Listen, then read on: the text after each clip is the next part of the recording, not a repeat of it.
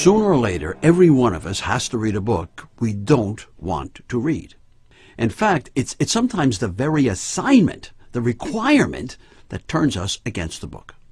We might know absolutely nothing about the book, except we don't want to read it. Nonetheless, we must read it. Our very job or grade may depend on it. All these factors are going to make the book that much more difficult, unless we can find a way to make it more bearable. Otherwise, you'll postpone the reading until either you fail the assignment or you turn to stone like this guy.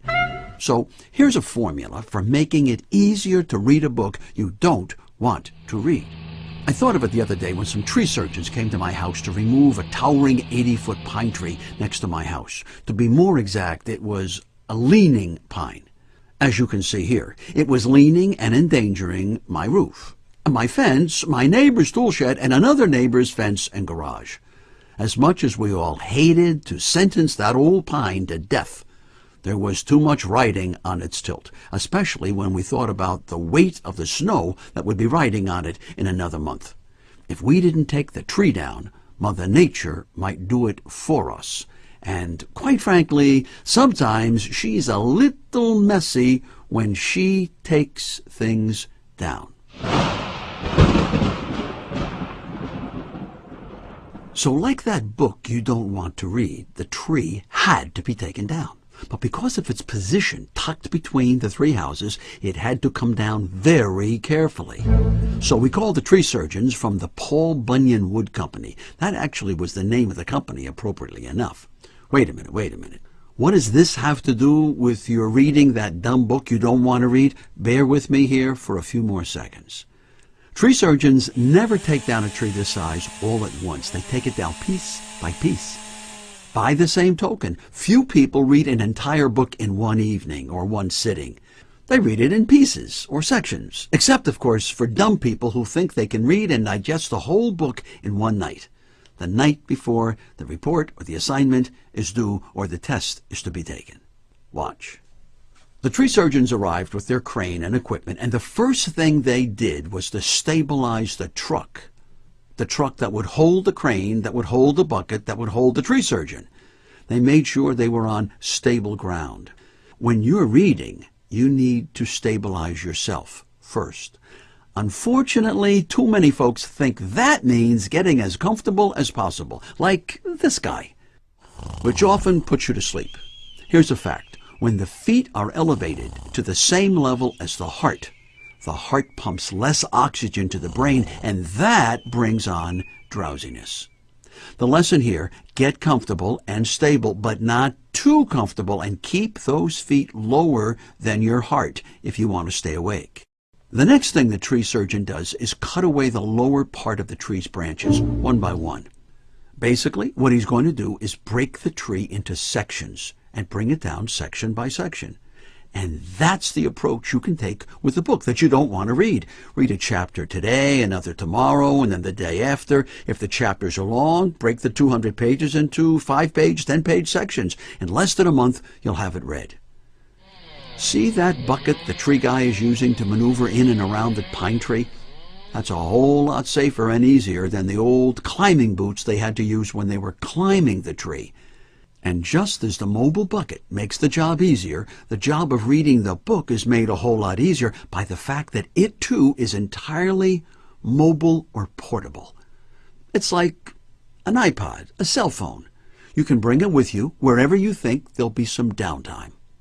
We all get 24 hours every day, regardless of our age or our job. One of the big differences in people is that some people get the most out of their 24 hours while others waste huge chunks of it, and then they wonder why they're so far behind. A book really is a kind of vehicle. It'll go as fast or as slow as you, the reader, want. It gets some of its energy from the author, but even more from you, the reader. Without the reader, the book isn't going to get read, no matter how talented the author. With the tree being sliced into small pieces and then lowered to the ground, there's no danger of it landing on the buildings or the fences, as long as the surgeon is careful to secure the pieces he's cutting. In much the same way, when you're reading the book, if you're not paying attention, If you've got other things on your mind, you'll end up damaging your understanding. The tree surgeons were not listening to their iPods or taking cell phone calls or even drinking coffee. Not that you can't snack while reading. I'm talking about the other things, the distractions, like phones, pagers, television, and sometimes music. The more you're distracted, the less you'll understand. Imagine if that guy were taking phone calls from his wife or kids. If he was, I wouldn't want to be working beneath him. Try to cut yourself off from environmental distractions during the time you're reading. Some people can listen to music while reading or doing homework, but others cannot. The decision is yours, but be honest with yourself. If it's distracting, cut it out. Needless to say, the surgeon needs the tools of his trade. So too with reading.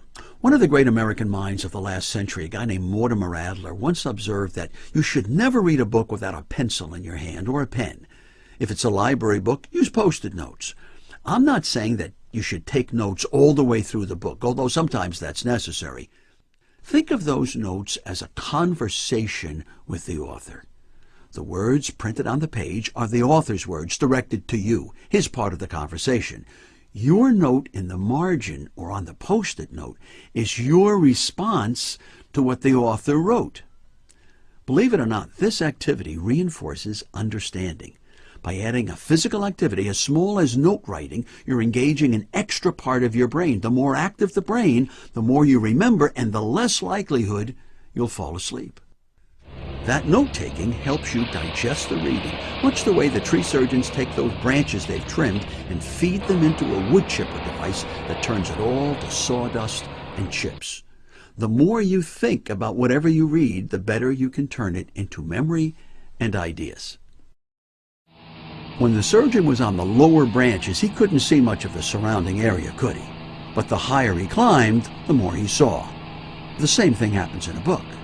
We're often confused in the early pages or chapters, not always sure of who's who and what's what, but the more we read, the more the plot and the characters come into focus. Just as the tree guy can't expect instant results, the reader shouldn't expect to understand the whole book by chapter 2. After all, a good author wants to keep you in some suspense. One of the best lifetime habits you can develop is reading in bed. I know that seems to contradict what I said earlier about the feet being level with the heart, but hear me out. When you read in bed, usually it's not for comprehension. This is reading done to relax you, to help you slip into a good night's sleep. Pure pleasure. You could call it a kind of night school. You're training the brain to associate reading with a non-threatening, pleasurable experience. That's great training. I might add, the brighter the bulb in your reading lamp, the longer you can read without your eyes growing tired.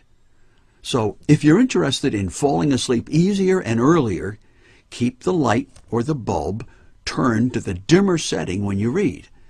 Out of bed, the brighter the bulb, the less work your eye muscles have to do and the less tired they get. Simple. In summary, when you've got a book to read you don't want to read, approach it like that old leaning pine tree. Take it down, piece by piece, branch by branch, chapter by chapter, or page by page. You'll be surprised how much easier it is than waiting until the night before the assignment is due or the test must be taken.